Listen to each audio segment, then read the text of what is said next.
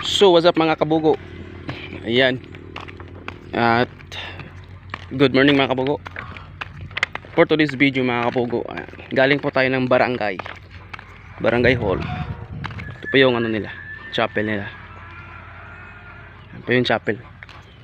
Galing po tayo ng barangay hall kasi nga kumuha tayo ng barangay clearance. Ayan, kung napapansin nyo, kumuha tayo ng barangay clearance.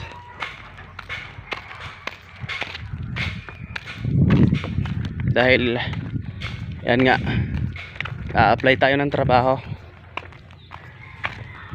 At isa rin to sa requirements. So, ayan. So, bali 3 copy po ito.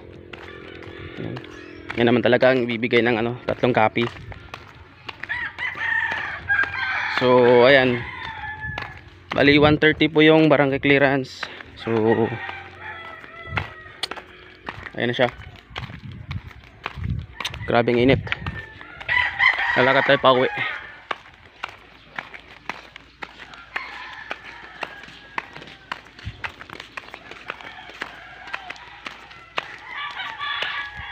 So, ang kulang na lang nito is police clearance. Magpapa-online pa ako. So, ayan, thank you mga kabugo.